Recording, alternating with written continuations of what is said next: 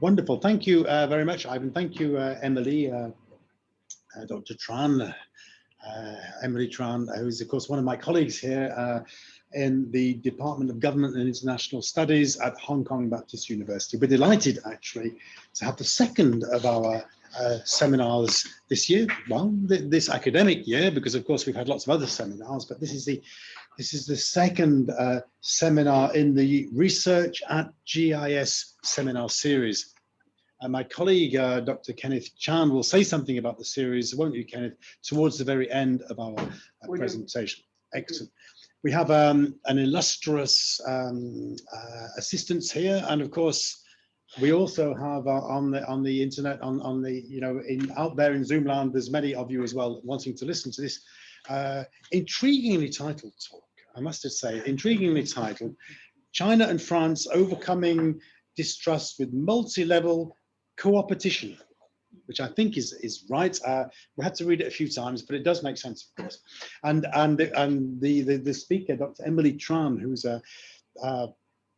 there's no one better placed, really, I don't think, to speak about this topic than Emilie at the moment. Emilie's been speaking broadly about this to prestigious think tanks across the world, really. And so, in a sense, we're following the Brookings Institution, we're following Chatham House, but GIS, of course, is the place that everybody wants to present. And so, on that note, it's my great pleasure, actually, to hand over to Emilie Tran.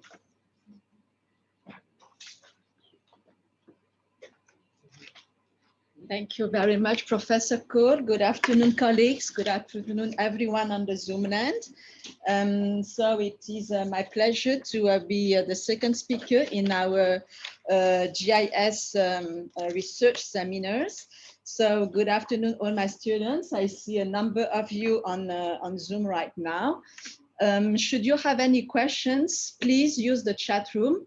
Anyway, you can type your questions. If you want to express your questions verbally, you can also use the raise your hand function in the chat room in order to be allowed to be speaking after my presentation. So I will try to contain my presentation today within 50 minutes so that we can have about 40 minutes for questions and answers later.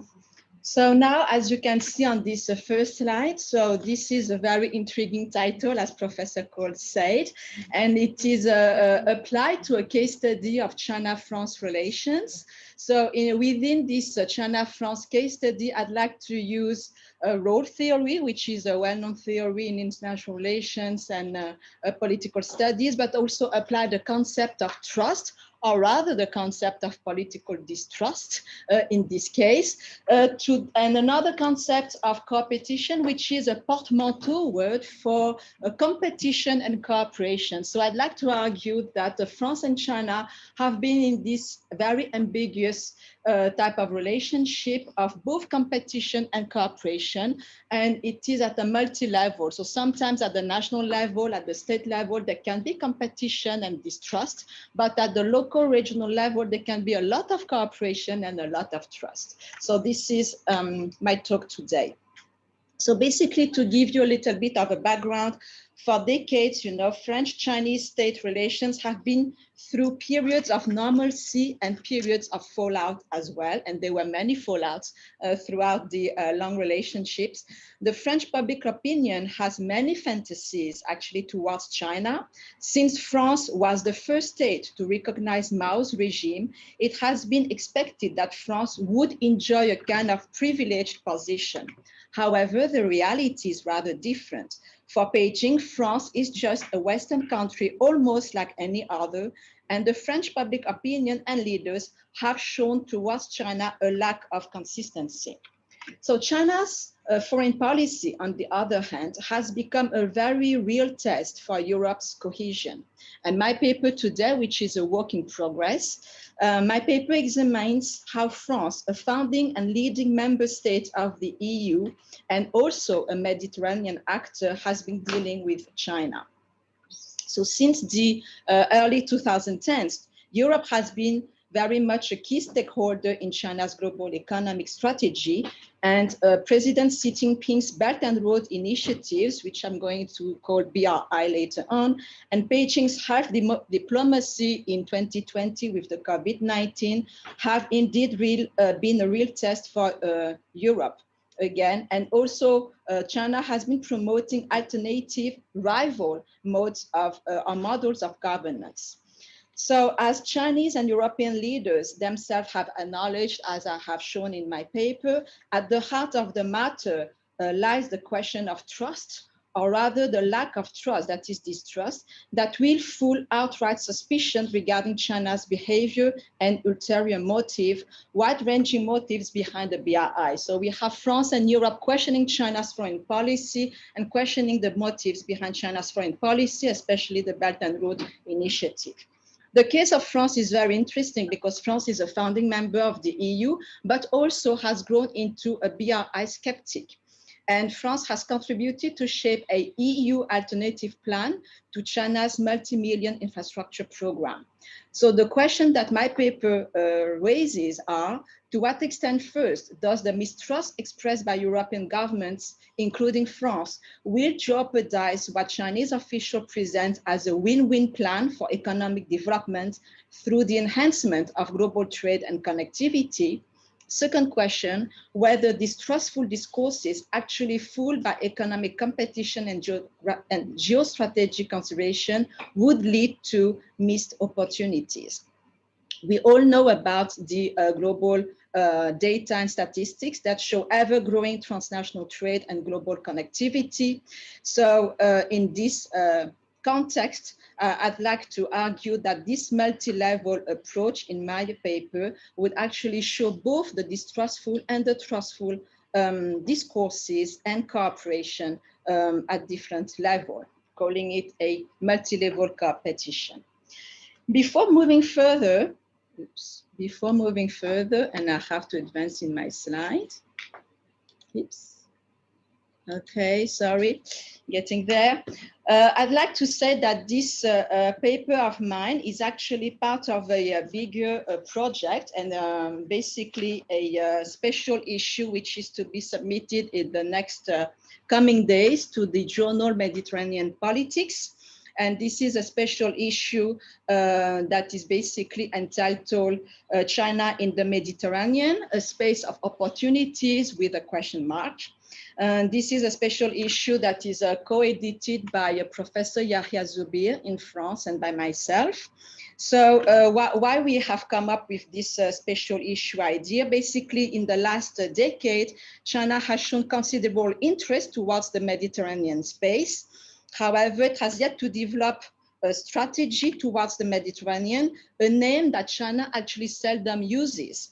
And this is citing Alice Ekman. So the Chinese have yet, if ever, to formulate a comprehensive strategy towards the Mediterranean region, preferring instead to look at its sub-regions, so calling it Southern Europe, North Africa, or the Balkans.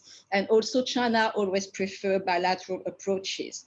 So even if the Mediterranean is not one of China's top foreign policy priorities compared to the South China Sea, for instance, the Mediterranean has unquestionably taken added importance for Beijing.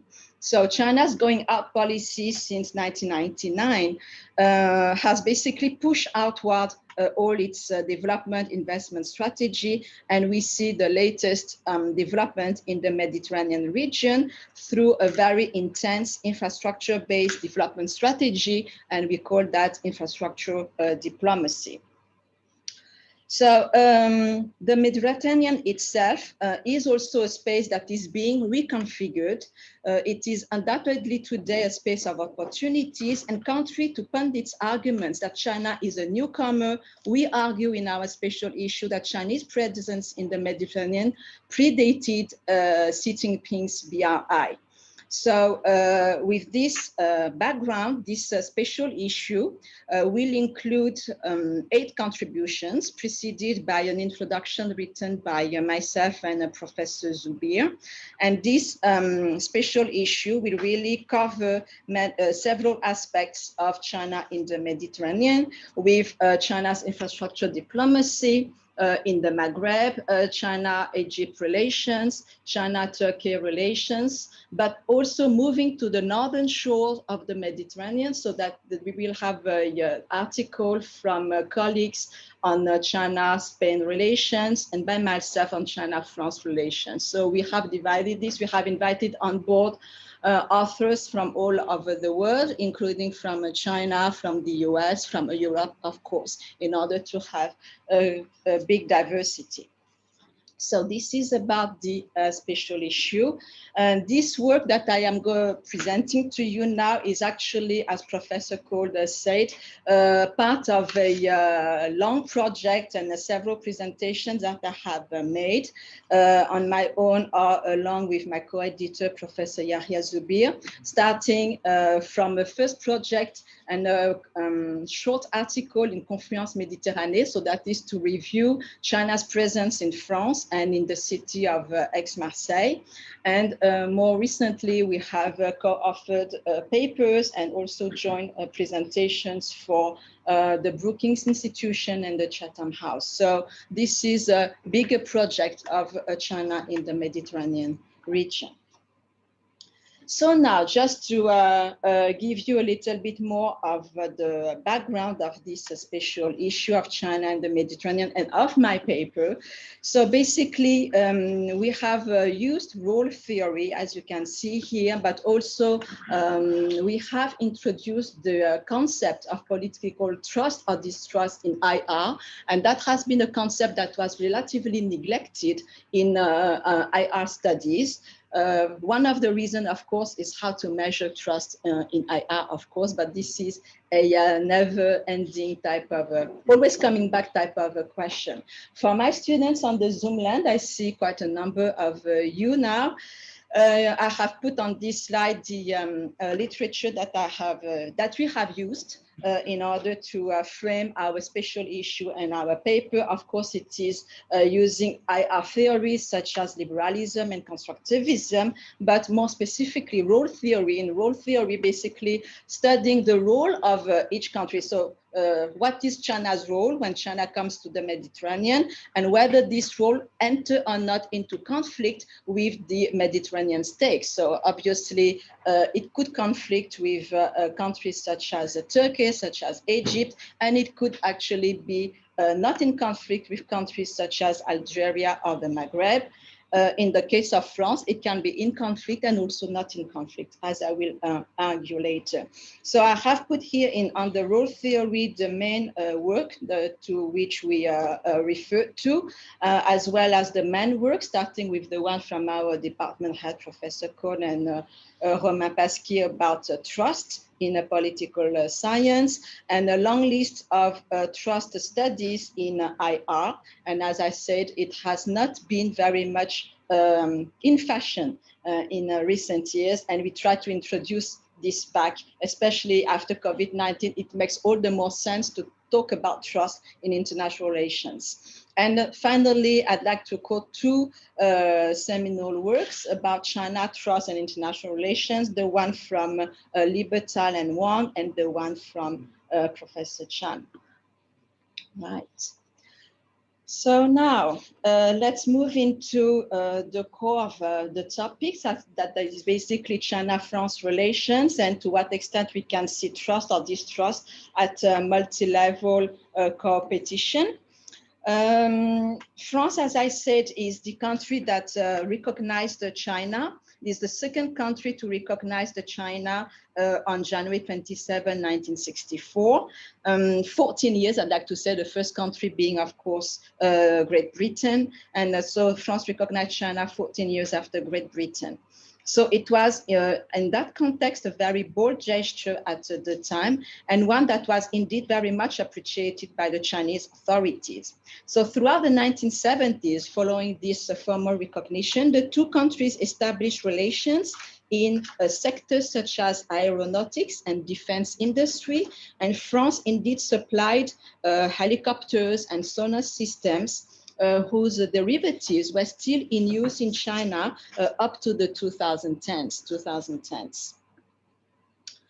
So throughout the 1980s, of course, France has has been known for this major operation called the Yellow Bird operation. So although France was among the first countries to have recognized Mao's regime, it has not received, as I would say, any favorable treatment in the 1980s as China embraced a new era with economic reform and opening up. Basically, France enterprises, private companies did not benefit of any particular privileged access to the Chinese market.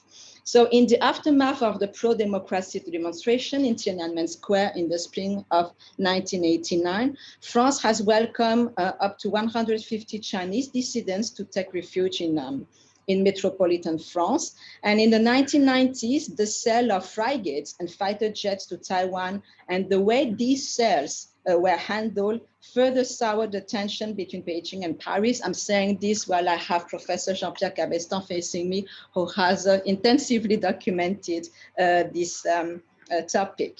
So hoping to make amends and win new trade deals, the Balladur government agreed in January 1994 to sign a press release which basically sacrificed principles while disregarding interests. So here from the after Tiananmen, we see a shift in France's policy towards China, basically a more pragmatic approach to this policy. And from then on, French presidents have become, top commercial representative of France diplomacy. And we go into the Chirac era from 1997 to the year 2005, that was marked by no less than 4 visits, official state visits to Asia. So the strategic dialogue that which last session ended in January 2019, and that was created in 2001, addressed all areas of cooperation and aimed at strengthening consultation on global issues such as the reform of global economic governance and climate change, as well as regional crisis. So you see, the 1990s were a time where really, indeed, France, along with the EU and China, tried to cooperate and to have this strategic dialogue in every sector. President Hu Jintao paid also a state visit in France in January 2004. And that year was a very important year for the bilateral relations because it was declared the year of China in France, while the Sino-French relationship was elevated to the rank of comprehensive strategic partnership. So Paris in this time also minimized reprimands on Beijing's human rights records while multiplying all types of commercial overtures. So, and one of the objectives was really for both sides to sign as many trade deals as possible, which was indeed a kind of a success. Then we move into the Nicolas Sarkozy era. I focus on and I say this to my students on the Zoom land. They all know by now that in France, the foreign policy is very much under the direction of the French president. So that's why looking through the China-France relationship through the presidential figure is quite a truthful image of the reality. So Nicolas Sarkozy came to power in 2007. Nicolas Sarkozy, contrary to Jacques Chirac, never displayed the same type of interest or attraction towards Asia or towards China. Nonetheless, Nicolas Sarkozy met with the Chinese presidents on the sideline of the G8 summit almost immediately after his election in November 2007. The visit was presented in France as a commercial success. So you see to what really how much France favored commercial ties over principles above normative power, I would say. And in this visit, the French president adopted also a rather docile stance. So having no demands, he even took the initiative to make a declaration that was hostile to a referendum on the independence of Taiwan.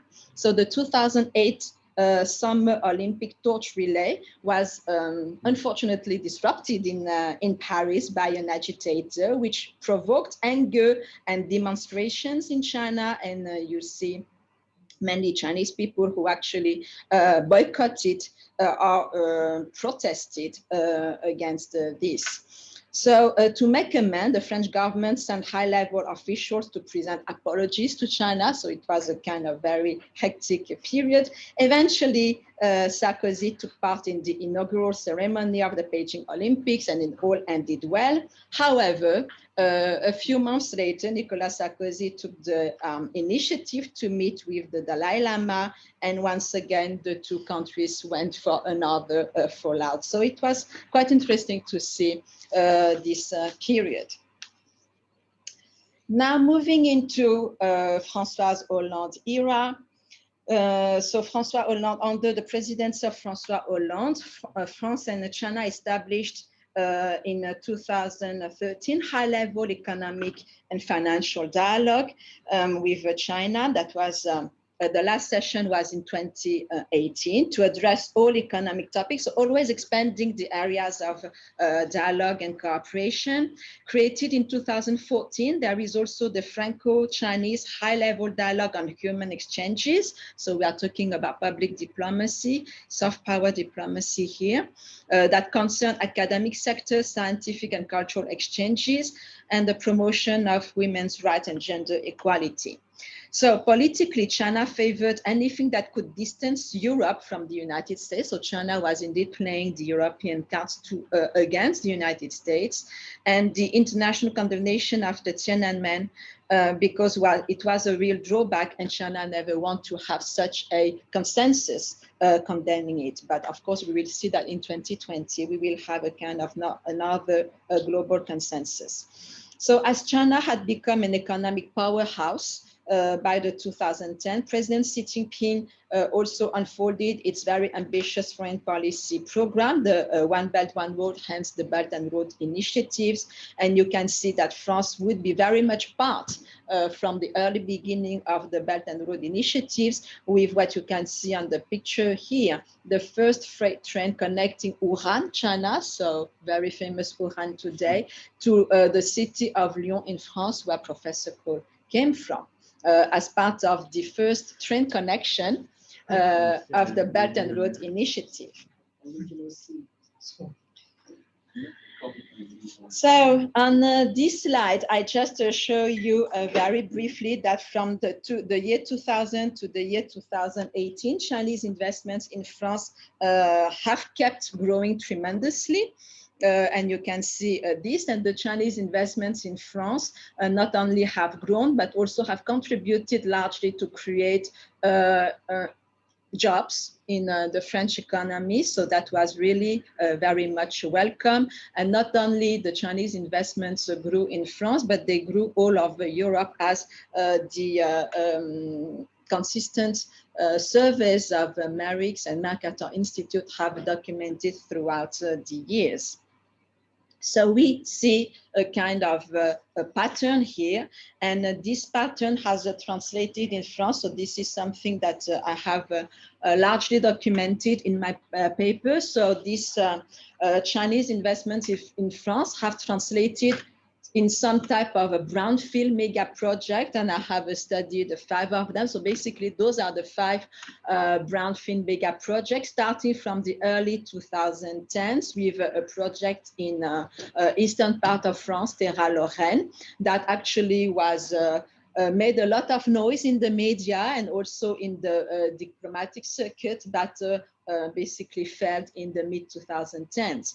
Then we have another attempt called the Eurocity in the center part of France that was very much scaled down, and you can see, I'm not detailing for you, but I hope you can see on the PowerPoint the amount. We are talking about hundreds of millions and huge areas that would be invested by China, and that was scaled down very much, leading to mixed results. We have another huge mega project, 80 hectares, 3.1 billion euros, that also failed in 2019. So we have this pattern of consistent high-level negotiations implying local authorities from China, also local authorities from France, particularly those regions that are concerned. We have high-level state talks, local talks with huge figures, with many visits, but leading to a kind of mixed results.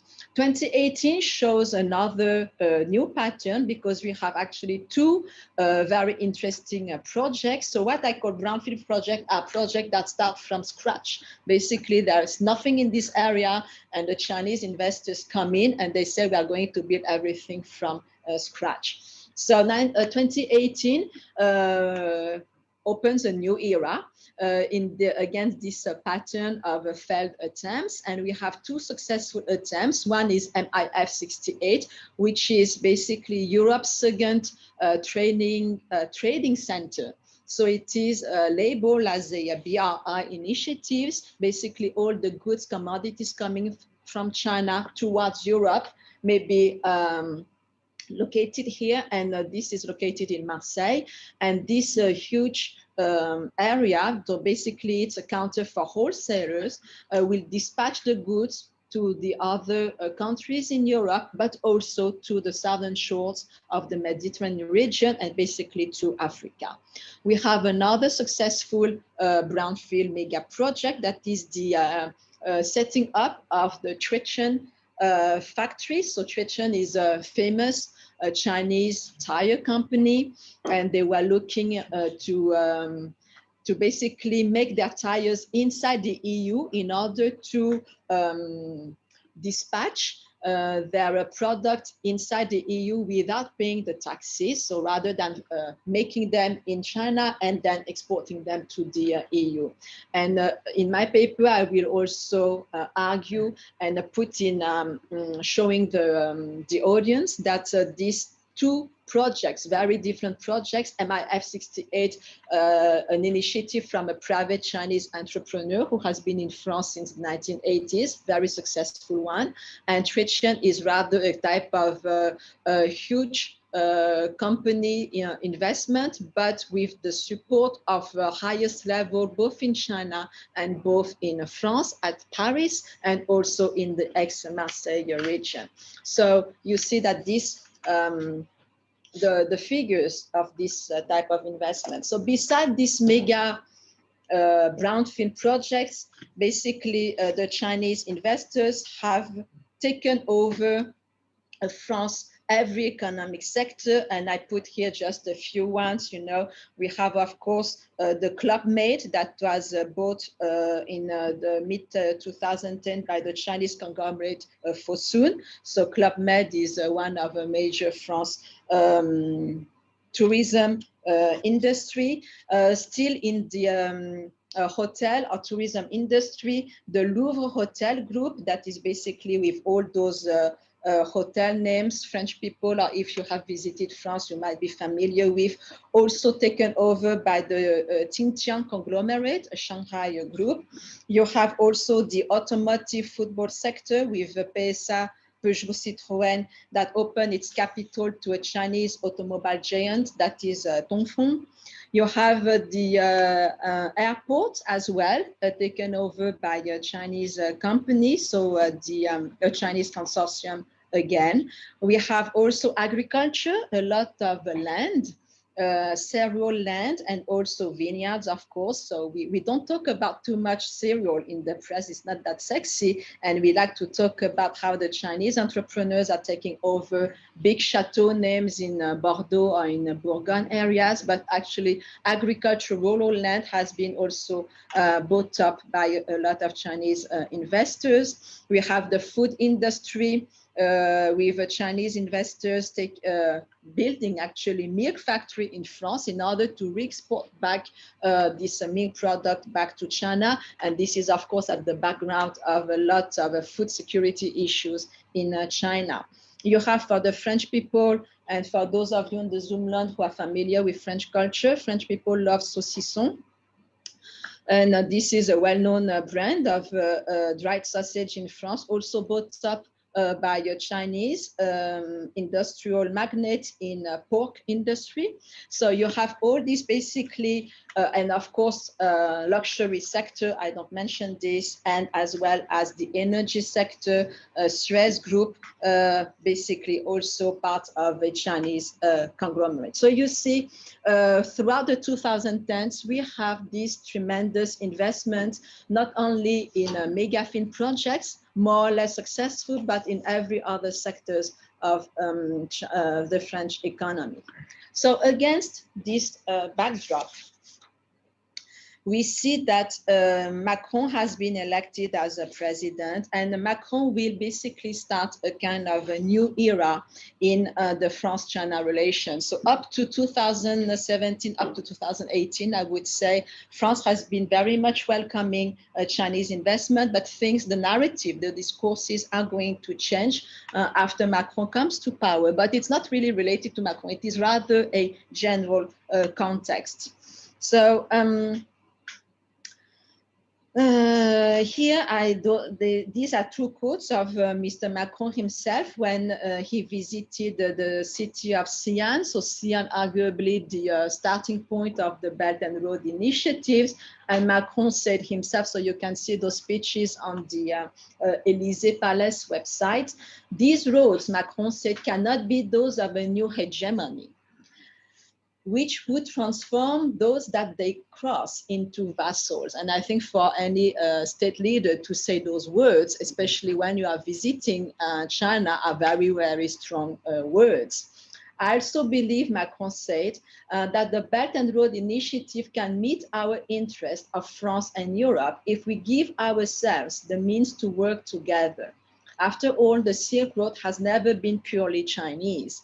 So trying to give China a way out and to be more inclusive, cooperative in deploying its Silk Road. So in my paper, I would argue that France has developed recently a multifaceted. So before 2018, France has been always pressing for commercial successes. But after 2018, we see a real shift in the official discourses, developing a multifaceted position towards China's Belt and Road Initiative, using the I would say almost schizophrenic type of a behavior, you know, so pushing forward a very strong stance at the state level, but underneath always trying to get more commercial deals. So on one hand, France has been trying to balance China's growing influence in the late 2010s. During his first state visit to China in January 2018, President Macron acknowledged the opportunities presenting by growing interconnectivity, but he also conveyed, as I just showed you here, to President Xi Jinping that the other EU member states, and France included, have a lot of mistrust and a lot of fears and concerns towards this Silk Road. So the EU has also provided a lot of signs starting in the 2018, going as far as producing an alternative plan of Indo-Pacific development in order to counter the deployment of the Belt and Road initiatives.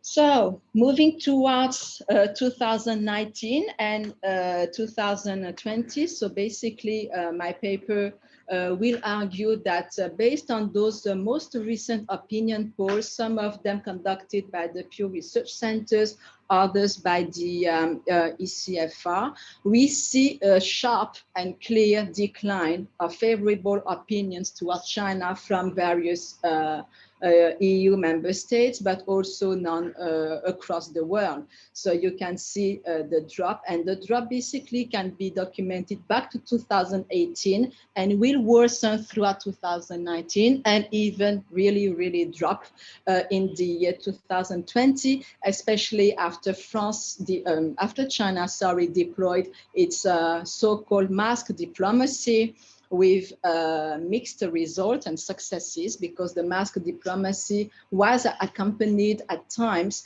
with very strong type of Wolf Warrior narrative from certain Chinese diplomatic posts and organizations. So against this backdrop of COVID-19 global pandemic, we see China being more forceful, being more assertive about its foreign policy, shifting somewhat the narrative. We have several reports from the EU documenting this type of disinformation campaign. So amid this very complex picture, we have, of course, the opinion polls in Europe that are less favorable to China. I also like to add here that in this very complex situation, the Chinese overseas in Europe and any Asian-looking type of people suffered a kind of backlash. Those living in Europe, they suffered starting from January to April a lot of discriminatory actions, violence, aggressions, I would say, but they were also documented on social media and throughout the press. So all this raising tensions in the two countries. So going back to this, I have argued about trust and distrust and how the context and the evolution are bringing more distrust rather than trust.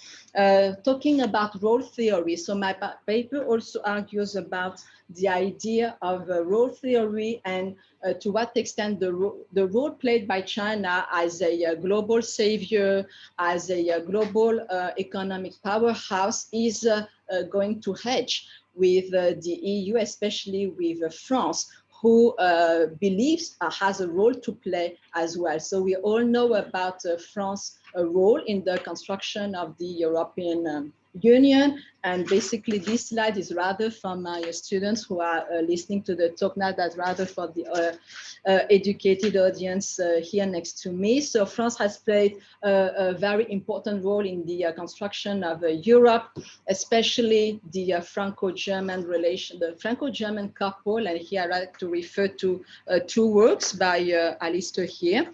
And this Franco-German relations that is basically at the core of the European construction is reinforced, is strengthened, or has been strengthened with the coming of Emmanuel Macron to power and the 2 years that would indeed change France. Because when Macron came to power, he basically presents himself. So this is really much in line with how role theory can actually explain a situation. So Macron himself plays the role of a European leader. He loved to, he made in the first year of his coming to presidency, very important speeches with a lot of emotions, charged symbols about the next role of Europe. So we see mounting China, mounting presence of China in a region that is called the Mediterranean, that did not attract much attention so far. And we see how France and the EU have grown distrustful of China's presence, and that this distrust has been indeed very much reinforced in 2020 with the global pandemic. So with this, I finish my presentation and I'm ready for discussion. Thank you very much.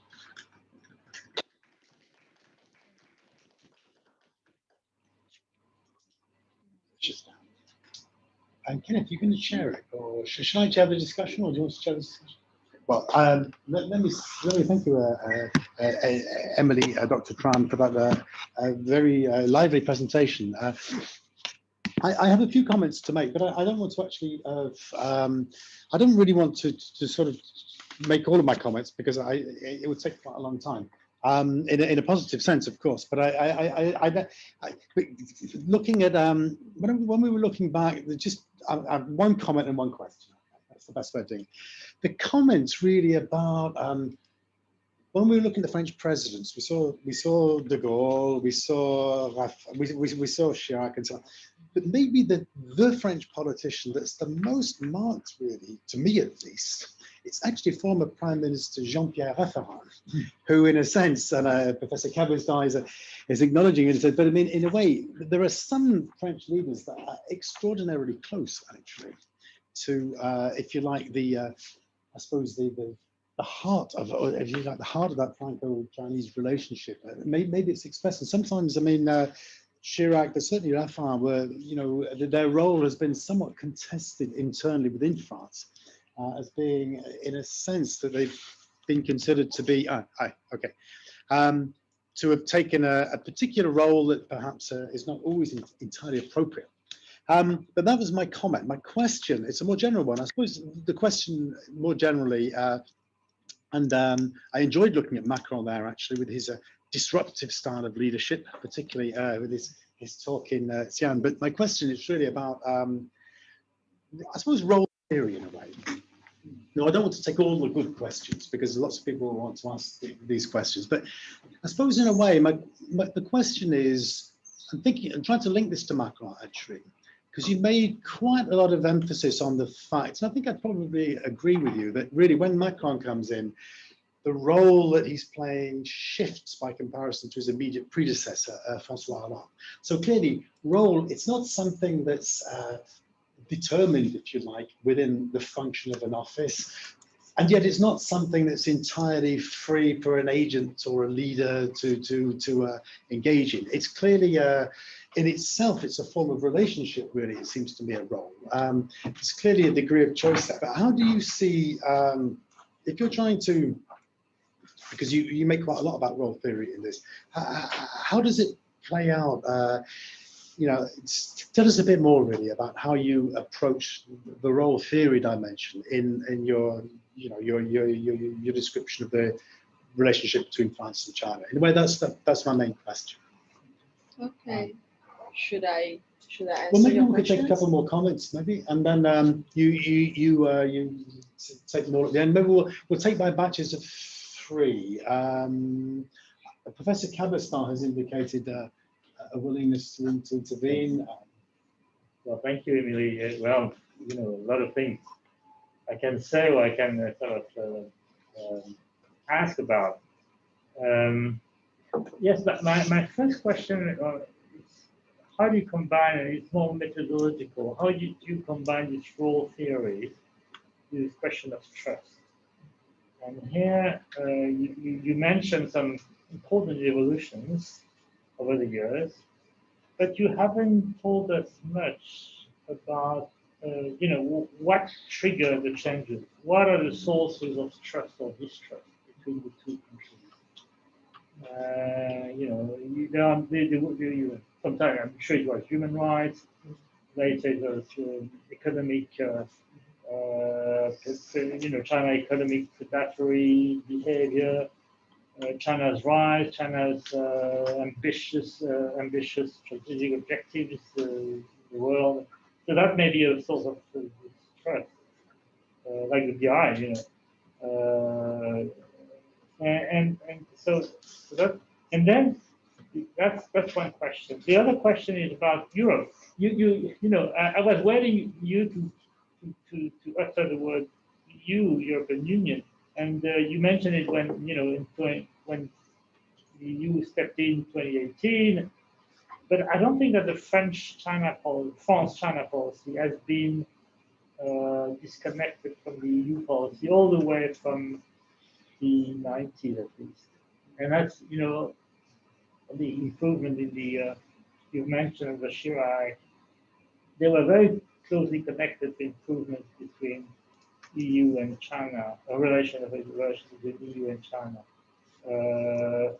Based on what you mentioned at the end, on the close coordination between France and Germany, started with Schröder and Chirac, and they both wanted to leave the embargo on arms sales to China in 2003. And then it went on. But the coordination and here I would like to ask you, you know, what is the driving force behind the changes? Is it France? And it goes back to the role theory. Is it France? Is it Germany? Is it, you know, a group of countries? who is pulling the EU and then France in this other direction you've described since 2018? I agree with you that things have changed quite a bit since 2018.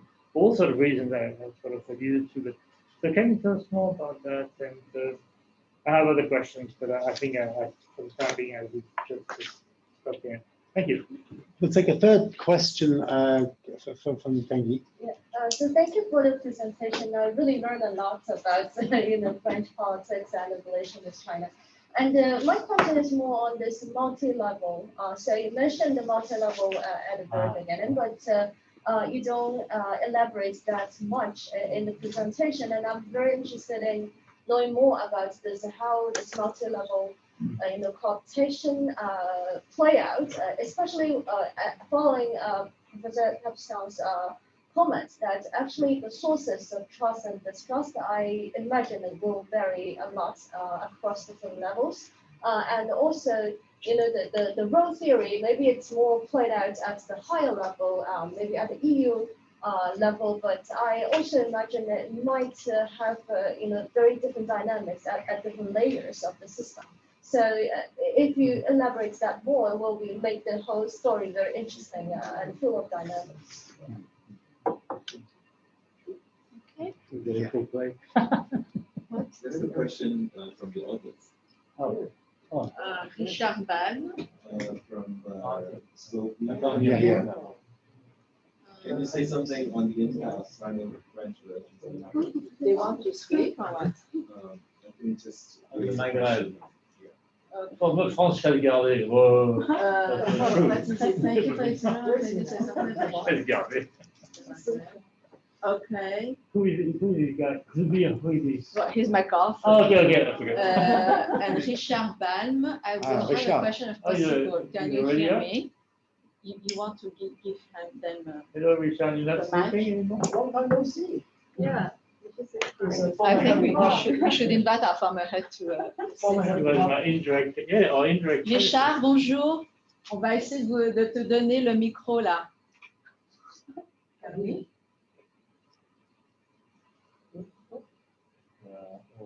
Okay. I think I can hear you. Hello, Emilie. Can you hear me? Si, on t'entend très bien, vas-y. Bon, très bien. Alors, well, first, very happy to see you all and to listen to Emilie talk. So, I wanted to share this moment with you. Anyway, you will easily understand why. And I can remember it's, the first time I came to Hong Kong, everyone was wearing a mask because it was the SARS. So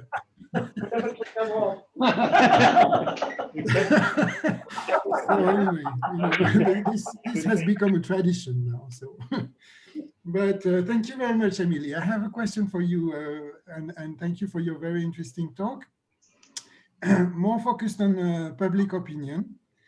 I hadn't checked this data for a while. I was very interested to hear that favorable opinions towards China have been dropping out, falling out in the last few years. But I remember when I worked on this issue some 10 years ago, that was already the case just after the Olympics. With the 2008 was a very difficult year for China. There was the Tibetan incidents and so on, and contrary to the expectations of the Chinese leadership with the Olympics, public opinion worldwide turned very negative towards China. So I was wondering if in between 2008 and 2018, I would say, there had been a sort of a change and recovery because Chinese diplomacy deployed tremendous efforts to improve the public image of China. And did it work at all before this new fallout in reputation? And my second question related to this is how does it matter? Do French presidents really care about the image of China in France and in Europe when they decide what to do with China? I think the Chinese leadership cares to some extent, but I've never seen anything closely documented on how do they manage it, and how much do they how do they take it into consideration in making decisions. This would be my question. Thank you very much, Emilie. Merci, Richard. For my students, Richard Balm is professor at Sciences Po Paris and the former head of department at GIS. Very honored to have him. So yes, can I answer the questions? Okay. So thank you very much. I have a paper with 4 different colors. So 4 different people ask me questions. I will take them in order, starting with Alistair's question about role theory and how basically to approach role theory in France-China relations. And somehow it relates to what Jean-Pierre said, also what Kang-Yi said. So basically, how can I connect this role theory and multi-level analysis? So looking at this, the argument is that France has put itself in different types of role under different types of presidents. And it is true that up to 2018, and that also relates to Richard's question just now, between 2008 and 2018, there were huge improvements. So after the Beijing Olympics, somehow China has recovered from this and has regained a lot of positive public opinion. And we can match this with the level of interest expressed by the public opinion by looking at how many school children choose to have Chinese as foreign language or Chinese as a first foreign language along with English or not along with English. And this says how deep down in the French population, China was indeed viewed as a very successful country with a lot of attraction, basically the next economic powerhouse, but also with a lot of soft power, cultural attractiveness that worked throughout the year 2000 and the year 2010s. Of course, we will see that, and other cultural studies will show that from the 2010s and mid-2010s onwards, we have the soft power and cultural soft power of China that decreased against the mounting soft power of Japan and of Korea, South Korea, I mean, because of this popular culture. So in the public opinion, yes, China recovered from the 2018 and throughout the 2010 was very much positively regarded. Multi-level, and I will go backwards in my answer to the questions, going to Kang-Yi's, yes, you are right, how the multi-level plays out. So sometimes you have the, because when I speak about 2018, we see already a kind of shift, a kind of discourse change at the EU level and among certain countries, including Germany and France, that are strongly concerned about Chinese takeover in strategic industries. So they are already planning to discuss how to limit foreign investments. And by foreign investments, of course, we understand that it is mainly investment from China in certain strategic industries, including satellite communication industries. So we have this at the top level, but underneath at the regional level, such as in Marseille or in Aix-en-Provence, we have these mega projects that are being welcomed with very much to help. So I document all these discrepancies between the top talks at the EU level and this plan of having an alternative engagement with China, while at the local level, we continue to welcome Chinese investments. And so I document this through the role of the mayors, through the role of the chef of the regions, and through the role of the ministers in Paris and how they contradict one another.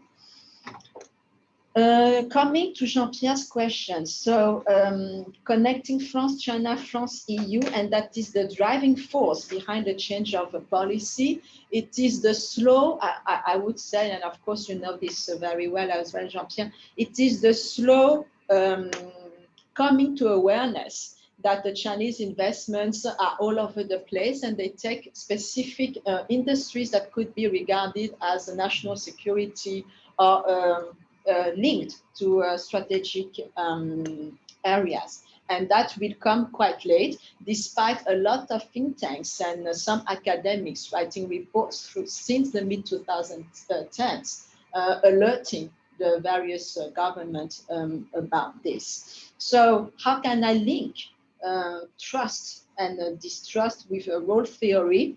Role theory really applies in the context of this special issue, because we argue that each of these countries engaged with China are put in a specific role. And this role very much depends on their former relationship with China, such as Algeria and China. Very close relationship, and dating back to the War of Independence for Algeria. And China has always been viewed very much positively in Algeria, although some opinion polls now today show that in Algeria, public opinion against China is dropping tremendously. So maybe Yahya, if you have the opportunity, you can comment on this and respond to Jean-Pierre's question.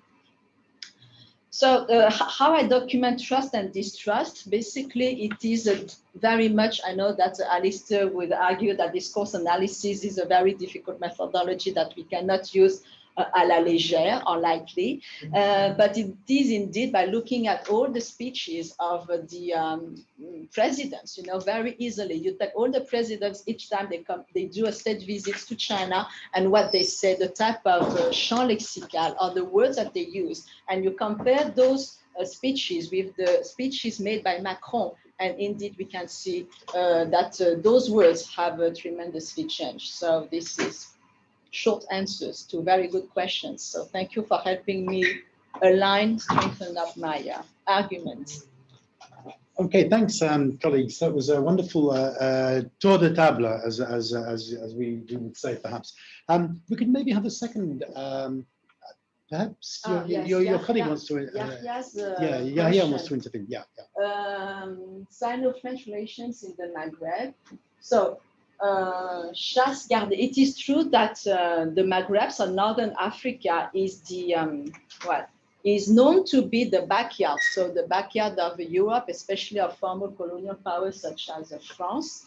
And it is true that these European powers, especially France, have not welcomed too much the growing presence of China in the Maghreb. But I would argue that it's not because China's presence in the Maghreb has been growing that France is losing terrain. But it does force France and the EU at large to rethink their engagement towards the Maghreb. We can see that very well in the COVID-19, when Europe was basically in the lockdown. Europe did not do intra-EU solidarity. So basically it was all for themselves. And of course, they did not look at their allies and reach out to the Mediterranean. And when the EU and European states, including France, realized that the Chinese health secret road, the mask diplomacy or epidemic diplomacy, was so welcome, so successful in the Maghreb, in the Middle East and North Africa, EU tried to counterattack by proposing a new pandemic type of relief plan. So it came, at the second stage later, but it is very useful. From the perspective of the Maghreb countries or Northern African countries, I think for them it's a win-win situation. They should take what is presented to them and they should play both cards. And this is what they have been doing actually recently, which we have documented with Yahya in an article that we proposed to a journal. I'd like to say a few words on Algeria public opinion. Okay? Please do. Go ahead. Yahya, tu peux parler maintenant. Oui, d'accord. Hi, everyone. Can you hear me? Yeah. Very well. Yep. Well, thank you, Emilie, for your thorough presentation. But when you talked about the Algerian public opinion regarding China, it's very complex, and I was forced to address it because we were looking at what different countries in the Maghreb or in the MENA region, where the China's image had improved tremendously I'm talking about Tunisia, Morocco, or elsewhere. And why Algeria was lower? Well, in the analysis of, for instance, the Arab Barometer, they attribute that to a difference between intellectuals or educated people versus the general opinion. And so that forced me to start digging into trying to understand what might be the reason. One of the reasons is the perception that comes from the religious crowd regarding China's involvement in the building of the third largest mosque in the world, which has been built by the Chinese. And so the talk, because I was following also, there were debates in the newspapers and they were divided. Some were saying, why do we need a mosque? We need more hospitals and so on. But another one took a religious dimension, saying, how could you have atheists, build a mosque? A communist China is atheistic. And then even the workers are also atheists and they are building the mosque. So there was a big issue regarding that. So my sense is there are areas where because of the number of Chinese workers in the country, sometimes it has to do with their behavior or so. But in general, I am very suspicious about that public opinion poll because I travel to Algeria and I talk to people. It's not so negative. You have it's not in Algeria, which is quite interesting. It's not only Chinese workers. There are Chinese who have intermarried in the country, Chinese who were planning on going to Europe and ended up staying in Algeria, and they made it their home. So it's very difficult to pinpoint which of the reasons is that led to that kind of result. But I can tell you, after the COVID-19 and the aid that was given by China, I think the opinion is pretty positive. Can I take advantage of Dr. Zubir's presence to ask him a question? Can you hear me? Yes, I can. I'm Jean-Pierre Cabessin, one of the GIS members. I would like to ask you, in Algeria, to what extent the Xinjiang issue, the building of this 1 million people concentration camp for Uyghur Muslim people in Xinjiang has affected China's image in Algeria? Up to today, it has not been a big issue. I am still trying to figure it out why, but there is no clear answer. It's mentioned in some of the blogs, but in general, either it's a lack of information or something else, but it is not a big issue. And now, since Emilie talked about multi-level, at the state level, the Algerians have signed the letter twice, with along with the other MENA states supporting China. And they don't see it as a concentration camp. They view it as China's right to go after extremists, China, from the Xinjiang region. So as far as the state is concerned, they look only at the part on anti-terrorism, and they give legitimacy to China. Of course, my basic answer is that they need China so much financially and otherwise that the Xinjiang issue does not weigh much in the balance. Yeah, thank you. Thank you. Okay, let's have a second round of questions, comments, either in Zoom land or indeed here with us in GIS.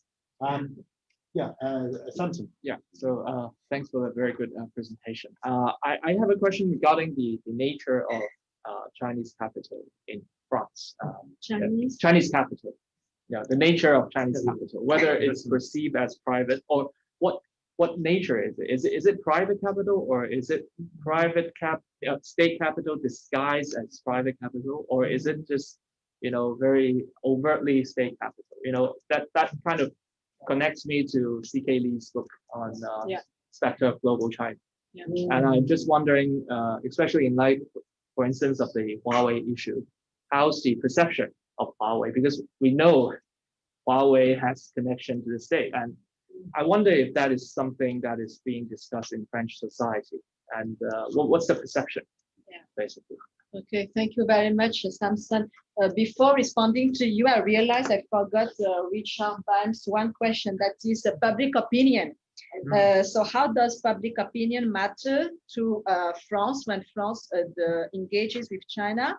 And Richard, you say that at some point, China cares about public opinion to some extent. I would argue rather that China cares a lot about public opinion to a lot of extent, and the campaigns and the battle of narrative that we have seen in the media, on social media as well, because I am working on a Chinese Twitter project with Aarhus University in Denmark, where we document Chinese organization tweets.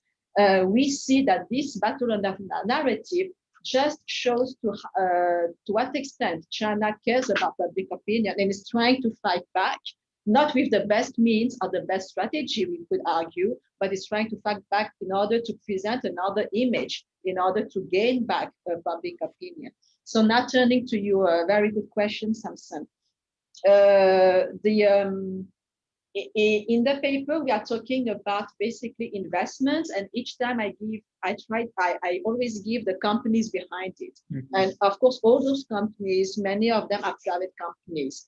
The MIF68 project in Marseille, which is one of the Belt and Road project, it is totally a private initiative from a Chinese private entrepreneur. So we have conglomerates. Tran is a private company, indeed. So we have all these, it's not really disguised. Those are, but Xinjiang is a semi-state group, for example, Xinjiang Hotel.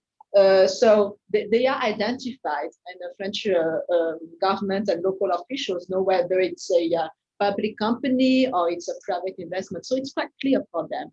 And it's not presented as a problem, whether public or private companies. The issues of Huawei is certainly a very hot issue in France.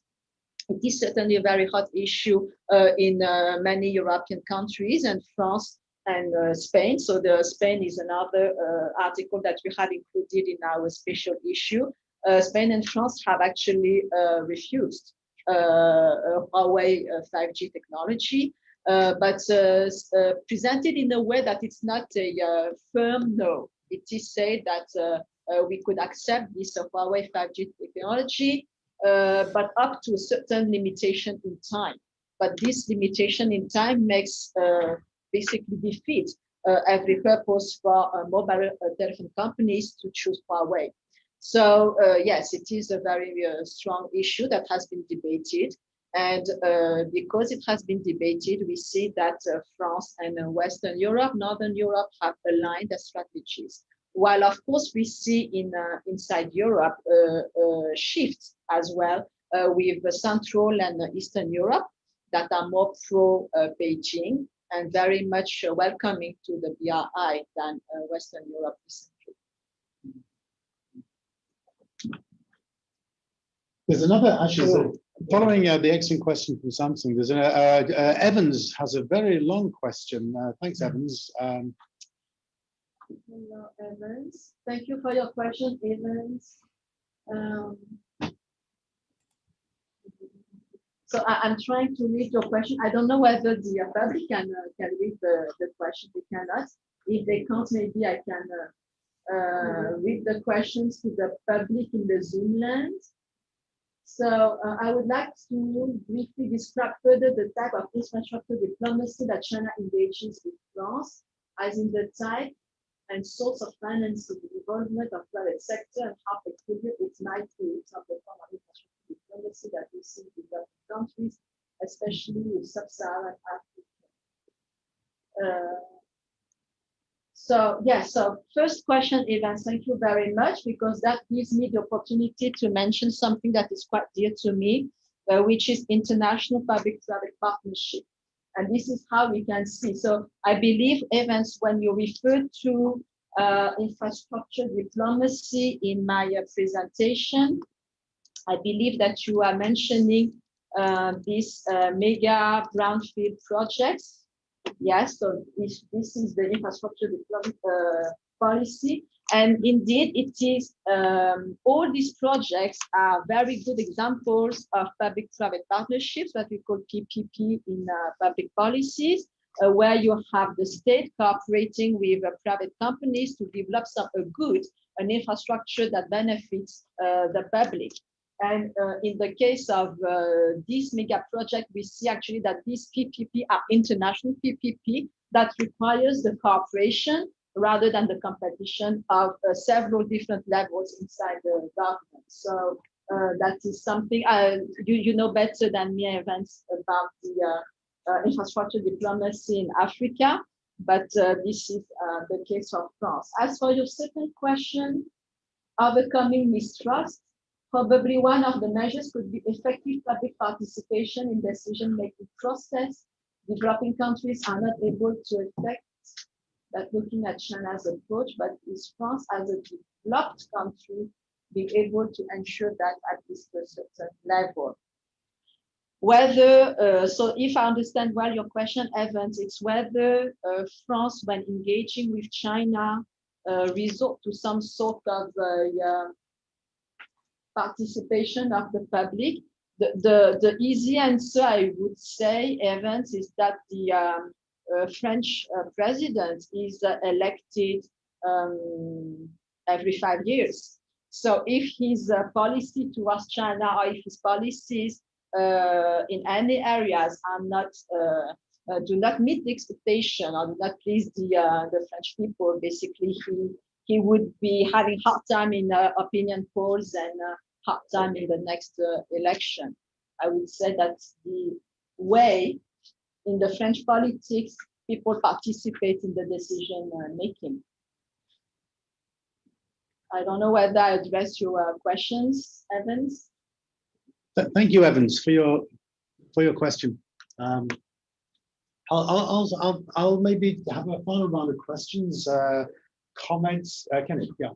Thank you very much, Emilie, and my colleagues. It's wonderful to have a discussion on this very important issue about China-France relations. I would like to have a follow-up, continuing Samson's line of inquiry into whether or not there can really be private enterprises coming from China. And specifically because of Xi Jinping's leadership's eagerness to expand the presence of the party into the private sector.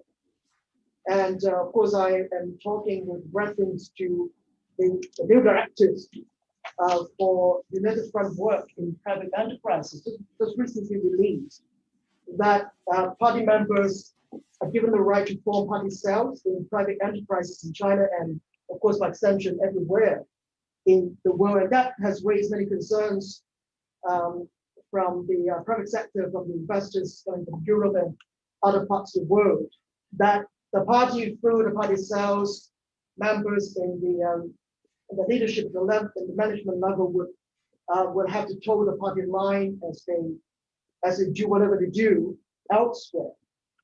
So this is actually a real concern rather than a suspicion now, that at the end of the day, these private enterprises elsewhere, including those in France, will be doing the bidding for the Xi Jinping new era, whatever is now called, or he chooses to call. And by extension, since the topic of yours today is about multi-level competition, I'm trying to envisage that either from the longitudinal dimension, that used to be more cooperation, now more competition, or used to be more trust and now less, or sort of more vertically, or in terms of sectors. So perhaps even in difficult times as we have now, based on the opinion survey results that you cited, the few risk center surveys, could there be still some sectors in which good, trustworthy cooperation might still take place, and if so, how? And of course, I'm thinking more specifically in terms of energy cooperation, because France is helping China to build nuclear energy plants not far away from Hong Kong, right? So not much news coming from these joint ventures, but obviously strategically it's important to China. And it's important enough to continue the kind of trustworthy cooperation relations in that particular sector, which is energy or energy cooperation. Just wondering whether there's something that I'm not aware, of course, I'm just asking this top of my head. So wondering whether you could also comment on that as well.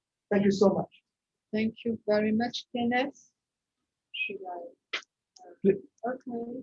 Please answer. Okay. So thank you, Kenneth, for bringing up the United Front work in private enterprises. It just so happens that my other research project is indeed about United Front works. And again, when we talk about multi-level, we don't talk about individual level. But the overseas Chinese communities have become another layer for China to play out its foreign policy.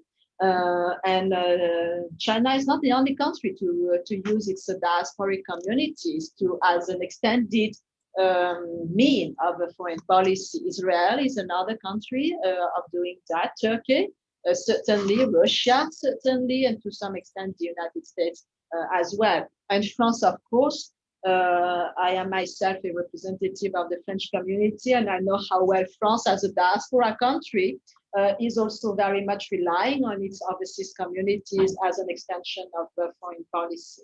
So these diaspora policies or strategies through the United Front inside the private companies, and when they move abroad, yes, but it not only happens at the organization level, it also happens at the individual level inside the diasporic communities. And Xi Jinping himself has made it very clear in several speeches that the overseas Chinese communities are part of the Chinese nation greater image abroad. So it does play a role, United Front, inside the private companies, but also in various Chinese diasporic communities in Europe and in France in particular.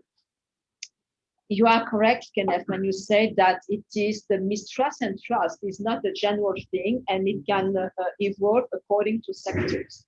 That's very true. You mentioned the sector of energy, and that's true that France has been very much present in mainland China, but also in Hong Kong, in co-building Hong Kong since the end of World War II, basically, major infrastructure project.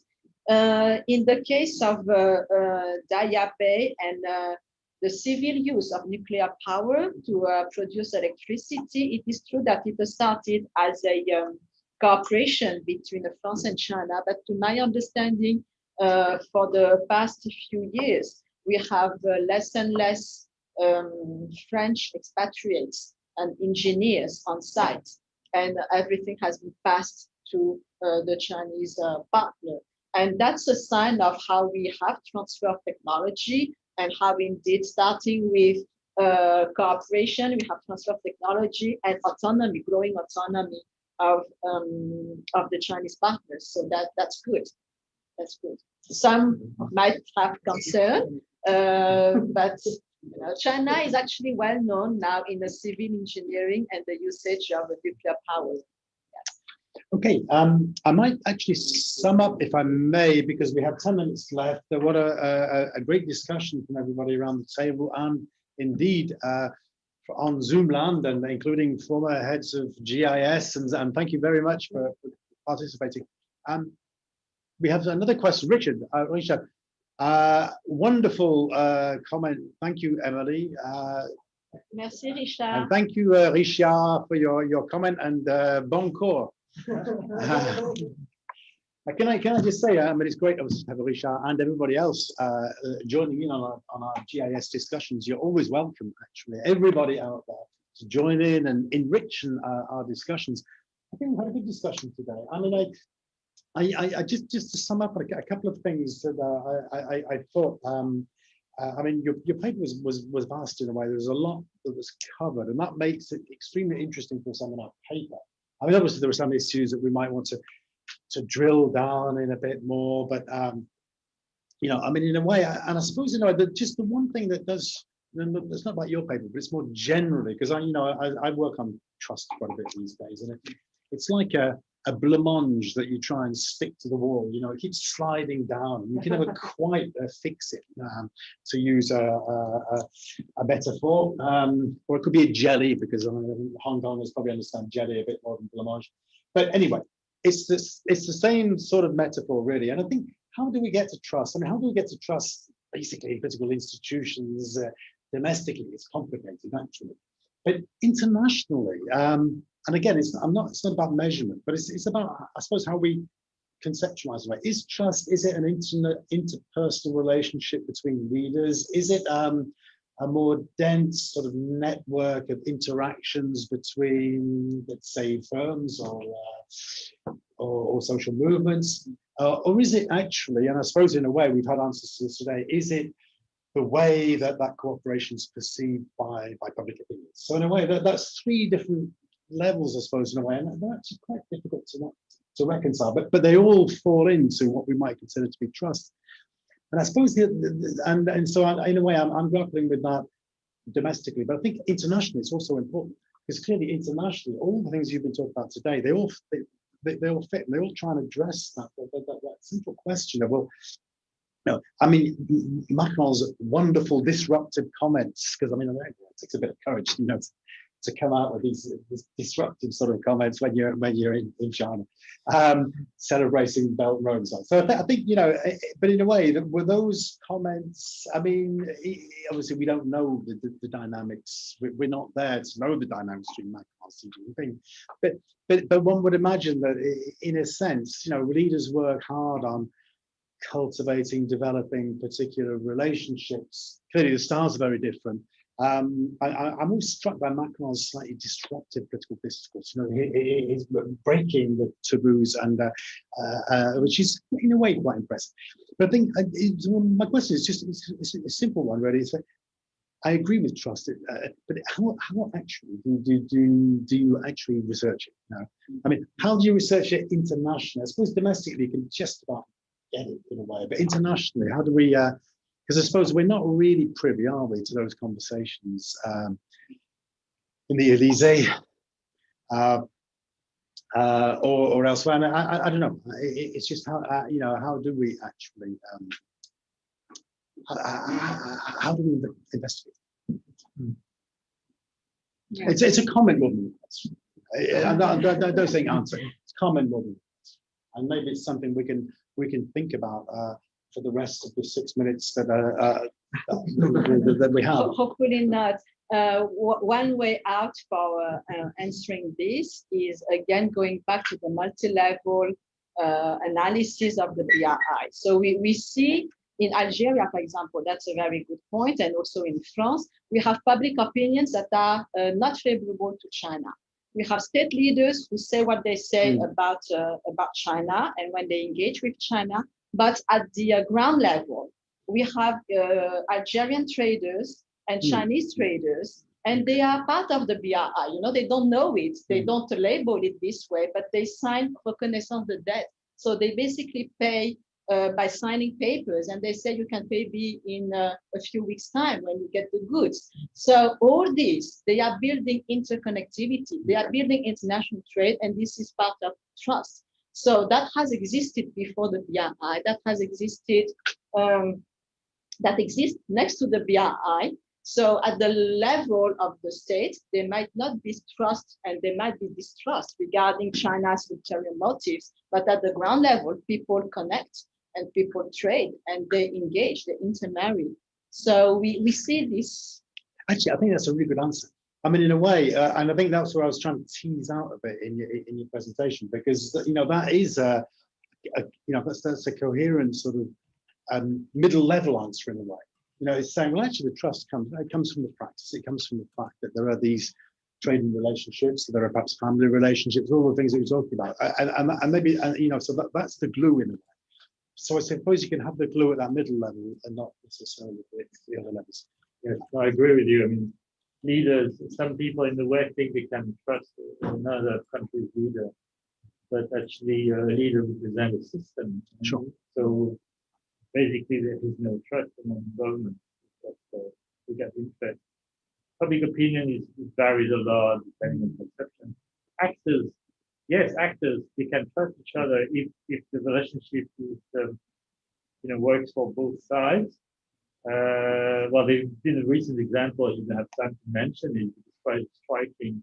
This exhibition was supposed to take place in Nantes about with a result of on Genghis Khan and the empire and the Mongolian Empire, and it was a result of cooperation between the government of Mongolia and Nantes, the city of Nantes. But Mongolia authorities, the Communist Party of China, they want the exhibition to mention the word Genghis Khan, to mention the word empire.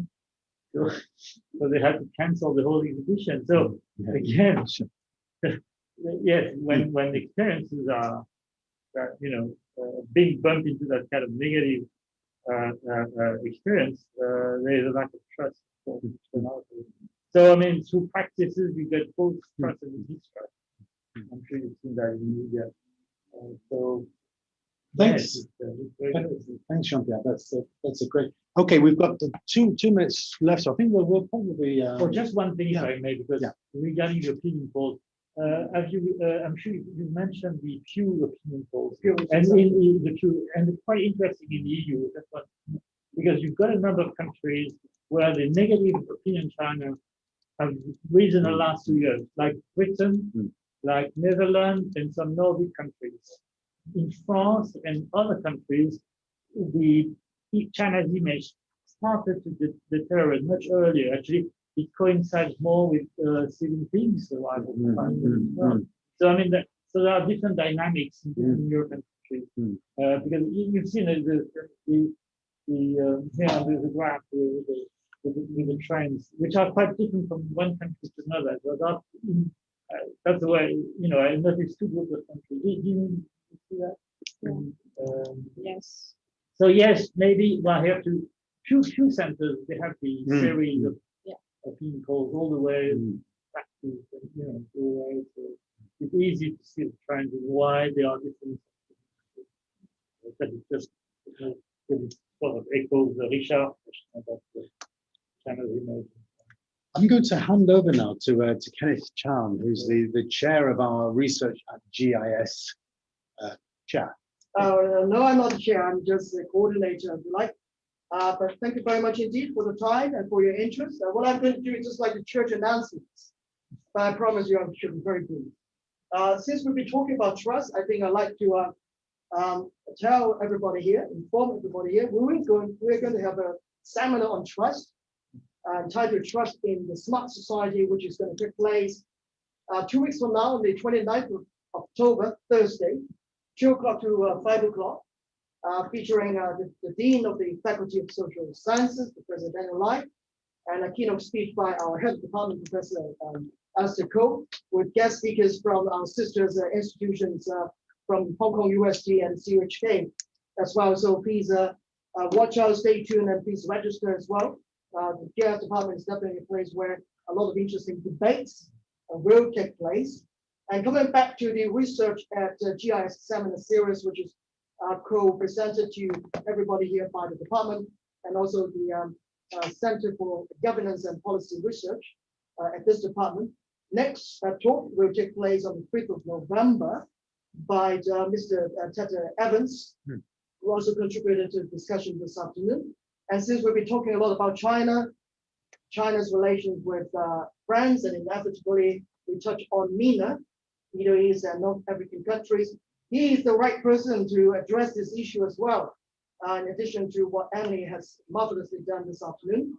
And the title of this presentation is China's Foreign Aid to Africa, Variance and Convergence with Other Donors in the Continent.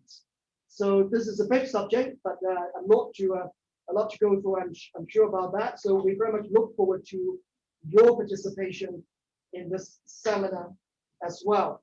This research at GIS seminar is a new initiative, but we intend to carry on, inviting more colleagues and of course our postgraduate students to join in as well. Thank you. Thank you very much. Thank you, Emilie. Bye-bye.